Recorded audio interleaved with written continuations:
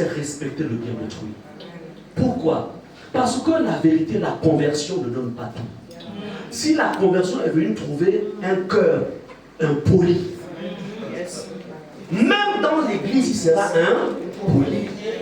Le temps de le transformer, ça va prendre du temps.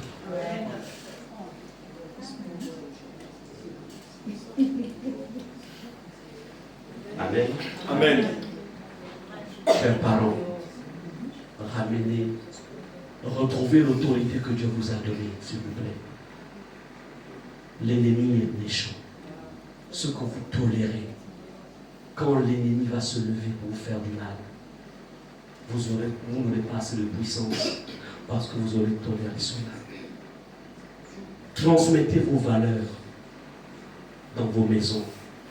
Transmettez ce que vous croyez être bon et qui est scripturaire dans vos maisons. Amen. Transmettez. N'ayez pas peur de la confrontation. Oui, à un moment, en fait, ceux de votre maison, même vos cousins, vos neveux, tous, ne vont pas vous comprendre. Et c'est normal qu'ils ne vous comprennent pas. Parce que vous, vous êtes dans la lumière. Mais plus tard, ils reviendront, ils se souviendront de vous. Et je comprends pourquoi. Ma soeur me disait souvent ceci, je comprends pourquoi. Amen. Je veux partir. Elle va m'aider. Amen. Amen. Donc comprenez que la sécurité de Dieu dans nos vies, dans nos maisons, ça commence par quoi? Ça commence par le fait de pouvoir maintenir ce cadre d'intégrité dans la maison. Combien de maisons ont des problèmes? Combien de maisons dans lesquelles il y a des soucis, etc. C'est parfois il y a quoi? On dit le diable, les sorciers, mais c'est vous-même. Dites-moi, si tu, avec tout ce qu'on a, tu as les grands placements à la maison, tu as tout, téléphone, tu dors, tu laisses la porte ouverte. Et il y a les bangados dehors. Tu dors la porte ouverte. Lorsque ce bagando-là va rentrer, prendre le téléphone, démonter l'écran placement, et tu dis, les voleurs de ce quartier. Tu sais que ce sont eux qui sont vraiment là. Pourquoi ils sont rentrés? Ceux qui ont facilité que la porte était ouverte. Si ta porte était verrouillée, fermée, oui, ils allaient forcer. Mais ils allaient être confrontés à quoi? À une résistance. Et après, la résistance, c'est quoi? C'est la crainte de l'Éternel. Amen. C'est ce qui crée la crainte de l'Éternel. La résistance. Est-ce qu'on en sort? Voilà pourquoi Dieu dit ici à Josué, il dit à Josué au verset 13, il lui Josué, il faut qu'il y ait de la sanctification dans ton camp. Parce que tant qu'il y a le péché au milieu d'Israël, vous n'aurez pas remporter de victoire. Tant qu'il y a la haine, tant qu'il y a le manque de pardon, tant qu'il y a le regret, tant qu'il y a, en fait, il y a l'envie, tant que tout ce que vous dites, tant qu'il y a ça, l'ennemi ne pourra pas, jusqu'à ce que vous ayez ôté l'intérieur de vous. Après ça, vous aurez la force de combattre vos ennemis. Sur quel terrain tu combats tes ennemis? On ne combat pas l'ennemi sur son terrain. On combat l'ennemi sur ton terrain à toi. Attire-le vers toi. Parce que tu connais à partir de chez toi, tu sais comment t'échapper. Mais si tu vas dans son camp, tu auras besoin d'un espion, d'une taupe, pour te révéler comment, en fait, là-bas c'est conçu pour facilement l'atteindre. Ça nous sommes spirituels. On ne combat pas les sorciers, on ne combat pas les démons, on ne combat pas le diable, on ne combat pas, en fait, ceux qui pratiquent les ténèbres en ayant ce qui leur appartient en nous. C'est pas possible. Yes. Tu ne peux pas. Même si tu jeûnes, tant qu'il n'y a pas de sainteté, ton jeûne n'a pas de puissance. Même si tu répètes les versets bibliques, ça n'a pas de puissance, c'est la lettre. C'est la lettre. Et quand tu es seul, c'est une chose. Mais une fois, tu as du monde avec toi à la maison, tu deviens en fait le pasteur de tout ce monde-là. Tous ceux qui sont dans vos maisons, vous êtes les pasteurs de votre maison. Oui, c'est pourquoi vous remarquerez dans l'épître au Timothée, pour positionner quelqu'un dans l'église, comme la Bible, celui qui aspire à l'achat des verres, on dit plus loin, il faut qu'il dirige bien sa propre maison. Tu ne peux pas, en fait, faire semblant de venir donner des ordres aux autres ici, quand on arrive chez toi, quand on arrive au salon, la première chose qui nous reçoit, ce sont les babouches qui sont partout au salon. Première chose, des babouches partout. Et puis, ici, c'est la discipline. Hein? On ne veut pas le sacrer là. Mais c'est quoi ça? Et quand on arrive, attends, mais. Quand on arrive chez toi, les enfants qui sont sur le divan, non, avec un. Non, mais on va pisse sur le dos. Sur le divan. Et puis, il faut pas. Donc, la maison de. Bon. La maison de. Celui qui prie pour l'homme à l'écran, non, c'est un Far West comme ça. Le Dieu dit, il dit, dirige bien d'abord ta propre maison avant d'aller diriger celle des autres. Amen. Bien d'abord. Amen. Est-ce qu'on est ensemble? Amen. Allons-y au psaume 66.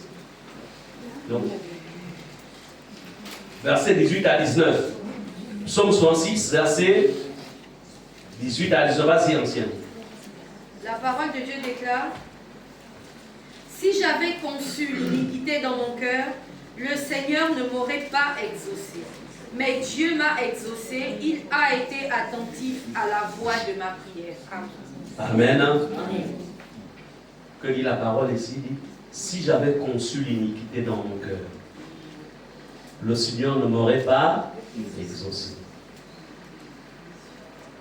Voilà ce que Dieu dit. Verset 19, il dit, mais Dieu m'a exaucé, il a été attentif à la voix de ma prière. C'est pourquoi, Église, ne permettez jamais que quelqu'un soit à l'origine du blocage de tes grâces et de tes faveurs. Permets pas. C'est pourquoi la Bible, Dieu nous a laissé un moyen, c'est-à-dire ce moyen, c'est le pardon. Pardonne mes offenses, nos offenses, comme nous pardonnons aussi à ceux qui nous ont offensés. Ne permets pas. Permets pas. Il t'a fait du mal, elle t'a fait du mal. Dans la chambre. Seigneur, donne-moi la force de pardonner. Seigneur, j'ai mal. Mais Seigneur, je pardonne. Amen. Amen. Je pardonne. Et ensuite, le lendemain, tu prends le téléphone. Allô? Tu sens le communication encore appeler. Il ne faut pas appeler. C'est pas normal qui t'appelle. Mais en fait, tu veux te libérer. Amen. Allô? Oui? Ok. Bon, en fait, comment ça va? Comment ça va? Non, c'est pour faire un coucou. En fait, tu crées ce contact-là, c'est parce que tu veux vraiment te libérer, quoi. C'est vrai que dans la prière, tu as pardonné, tu as dit Seigneur, je pardonne, mais il y a aussi des actes physiques. Amen. Et le lendemain, tu vas aussi dans la semaine d'un moment pour vous rencontrer. Parce que tu ne veux pas que tes grâces soient bloquées. Tu as trop, ça veut dire que tu as des défis personnels. Tu as des projets personnels. Et tu veux la grâce de Dieu tous les jours. Yes. Donc je refuse d'être prisonnier. Parce que lorsque vous n'avez pas pardonné quelqu'un, c'est-à-dire que non pas seulement la personne, tu la rends prisonnière, mais toi aussi tu es prisonnier, en fait, de cette rancune-là. Donc maintenant, dites-moi, quelqu'un qui est prisonnier à son famille, dites-moi, quelle affaire il peut faire à l'extérieur? Il peut. Mais il est prisonnier. Et il y a beaucoup d'enfants de Dieu qui sont prisonniers. Amen. Il passe à côté d'Amélie. Amélie lui fait un coucou. Et puis quand il arrive chez Karine, elle sourit. Caca. Karine. Donc Amélie. Mais attends, tu es sûr que c'est à Amélie que tu fais du. Tu es en train de t'emprisonner toi-même. En temps, Dieu a prévu que demain, tu allais avoir en fait un gros contrat, on allait t'appeler. Mais parce que toi-même, tu t'es emprisonné par un comportement et des attitudes. Et c'est comme ça que tu passes à côté des grands contrats. La seule chose que tu peux avoir, c'est juste des commandes, c'est juste par exemple des marchés, par exemple de 1000 francs, de 5 000, alors que tu as des contrats de 100 000, de 200 000, etc. Au niveau du travail, à la promotion, ce sont les autres qui montent, mais toi en comptant, te fait descendre. Des gens à qui tu as monté le boulot, ce sont ceux-là en fait qui montent, et toi tu es toujours au même endroit.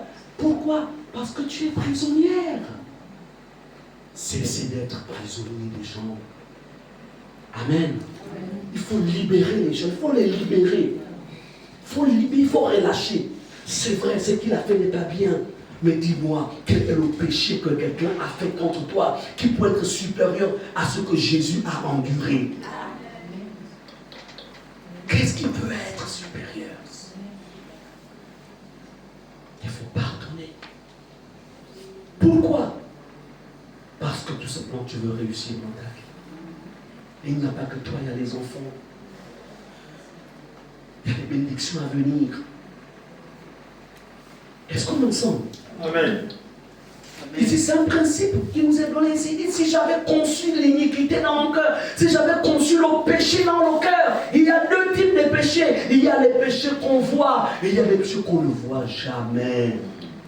Tu viens me demander, pasteur Justin, qu'est-ce que tu penses de telle soeur ou de telle frère? Ah, non, il est bon, ce frère-là.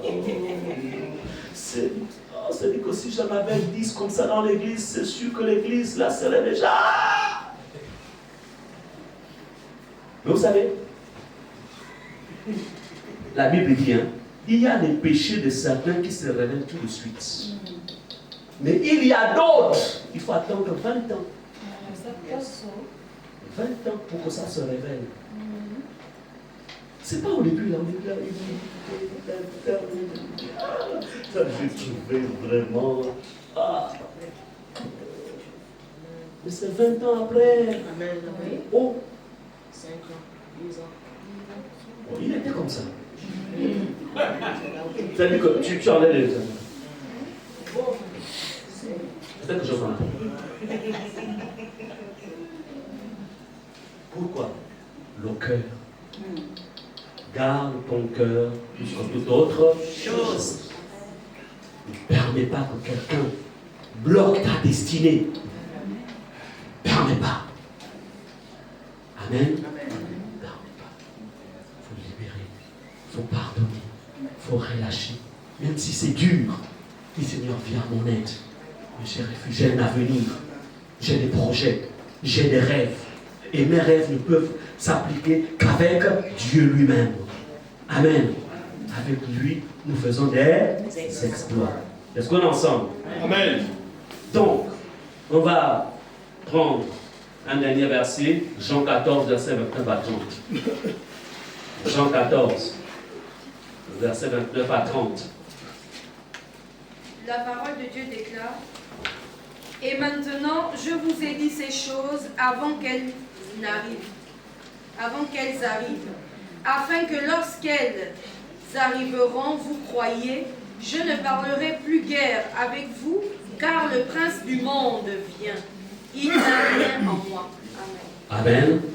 Regardez notre Maître Jésus. Il dit ici au verset 30, il dit,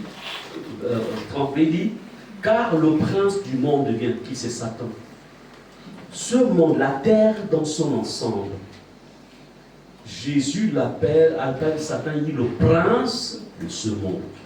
C'est-à-dire que voilà que je disais que même si toi tu n'as pas de problèmes avec les gens, mais il y a quelqu'un qui a des problèmes contre toi. Et Satan est défini ici comme étant le prince de ce monde. Donc il y a une organisation maléfique, subtile, qui contrôle ce monde. Mais voyez-vous, Jésus dit, il n'a rien en moi. C'est-à-dire que vous prenez ma vie là, vous entrez à l'intérieur, vous fouillez tout. Il n'y a rien. Il n'y a rien. Amen. Il n'y a rien. Et voilà comment on va fonctionner. Qu'il n'y ait rien du diable, rien des ténèbres, rien. Qu'il n'y ait rien en nous. Rien. Oui, la colère peut frapper à la porte. Mais tu possèdes en toi, en fait, la parole pour repousser la colère. Pour dire, il est écrit dans la parole de Dieu que la nuit ne se couche pas sur ma colère. Au nom de Jésus, colère, ou esprit de colère, je te chasse. Et toi, colère, la Bible déclare que nous pardonnons nos offenses. Dieu me pardonne comme moi je pardonne aux autres leurs offenses. Au nom de Jésus, je pardonne. Ça veut dire que tu traites. Amen. Est-ce qu'on est ensemble? Amen. Tu traites la colère. Il faut savoir traiter. Il y a beaucoup qui ne savent pas traiter. On est chrétien, c'est pour traiter. Il n'y avait rien de Satan en Jésus. Il a dit rien. Rien. Qu'est-ce qu'il y a dans ta maison? Qu'est-ce qu'il y a dans ta vie? Qu'est-ce qu'il y a dans ton lieu de travail? Qu'est-ce qu'il y a dans ton téléphone? Qu'est-ce qu'il y a? Qu'y a-t-il à l'intérieur? Qu'y a-t-il à l'intérieur? Il n'a rien en moi. Il n'a rien en moi. Si tu regardes ton cœur, qu'est-ce qu'il y a à l'intérieur? Donc, pour mener un combat spirituel, dans un premier temps, il faut souvent d'abord aller au pied du Seigneur, au pied de la parole, et ensuite commencer à t'examiner, à regarder, à regarder, à regarder. Ensuite, tu vois ta maison. Qu'est-ce que tu as toléré dans ta maison? Je voudrais vous dire une chose. Le péché de quelqu'un qui est dans votre maison, ça vous impacte aussi vous-même. Amen. Oui? Amen. Elle peut vivre la sainteté. Je peux vivre la sainteté. Mais si les gens qu'on loge dans notre maison pratiquent le péché, ça nous affecte tous. Amen. Amen. Ça bloque nos bénédictions. On ne peut plus avancer. Et il y a des combats qu'on va commencer à rencontrer. Il y a des échecs qu'on va vivre. C'est lié à quoi? Amen. Au péché qu'il y a dans la maison.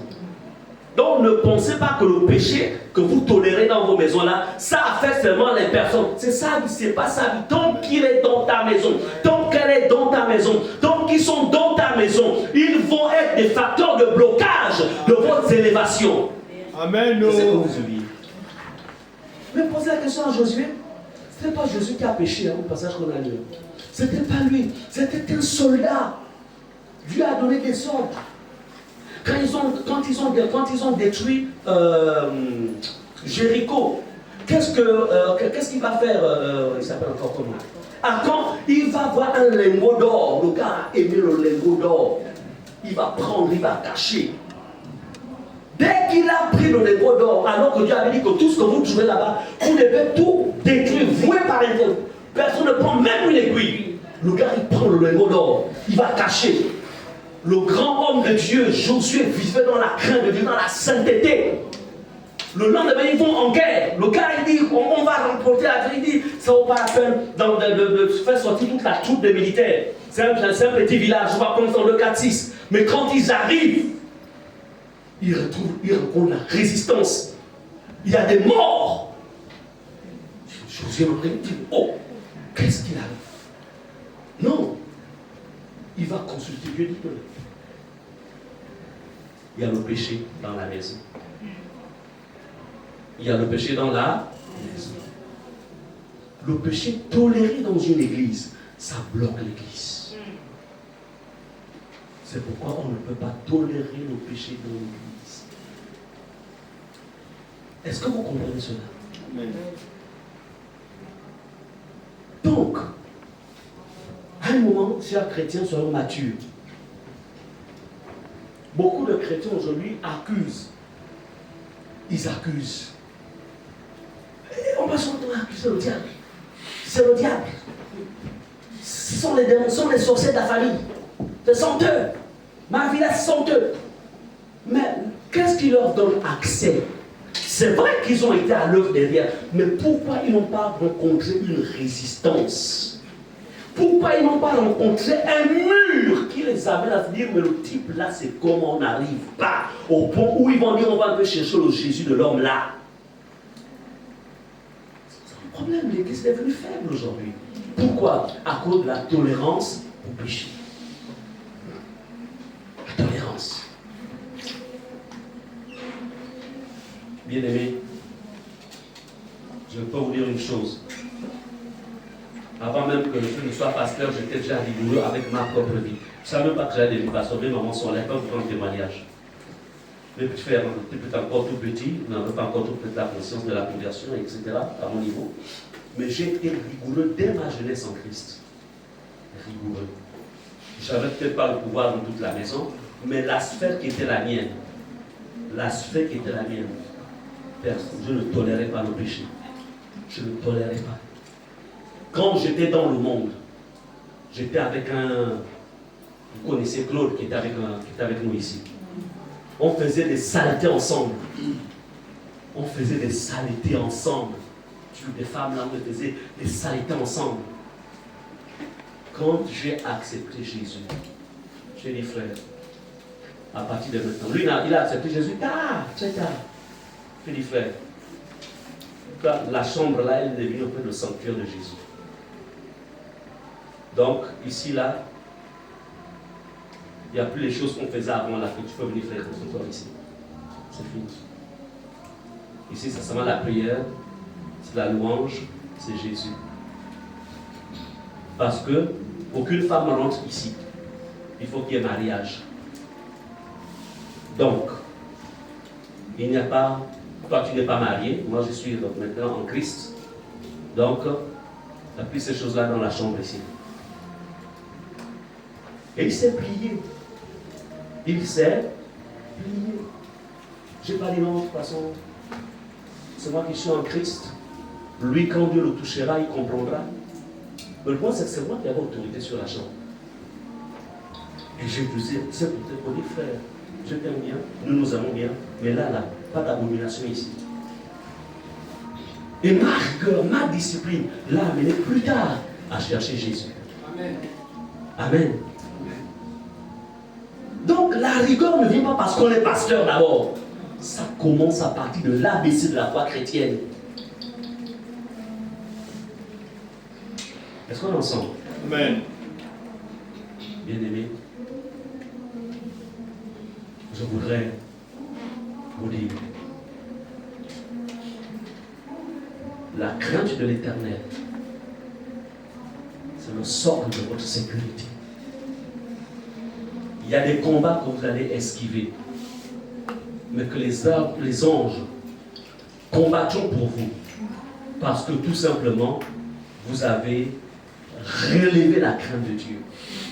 Permettez que la crainte de Dieu soit vue dans vos vies. Permettez que la crainte de Dieu soit vue dans vos maisons. Permettez que la crainte de Dieu soit vue dans vos lieux de travail. Permettez que la crainte de Dieu soit vue dans, comment dirais-je, soit vue dans, on appelle ça comment? Soit vue même lorsque vous conduisez la voiture. Oui. Les hommes là qui conduisent les voitures. Même les femmes aussi. Hein. Il m'arrive des moments où je conduis, chérie, je conduis. Quand je sors de la cité là, je vois une voisine. Je veux bien la prendre. Laisse-moi dire, tu vas la prendre pourquoi? C'est quoi la motivation? Oui. Est-ce que tu veux l'aider parce qu'elle est piétonne ou parce qu'elle est belle? Seigneur Jésus, je continue le chemin. Amen. Là. Non, mais il y a des motivations. Hein. Amen. Amen. C'est-à-dire qu'extérieurement parlant, Amen. Elle veut, pour elle, il veut m'aider. Mais Dieu sait que c'est la convoitise. Amen. C'est la convoitise. Je dis Seigneur Jésus. Je continue. Je sens que la motivation n'est pas bonne. Voilà, je confesse le péché maintenant. Amen. Je sens que la motivation n'est pas bonne. Amen. Et pour me préserver, continue être dans son texte. Frère, je veux aller au ciel. Je veux aller au ciel. Il y a des services qui apparemment semblent être des services louables. Mais qu'est-ce qui est caché? Que seul Dieu voit et que ton cœur aussi voit. Lèvons-nous.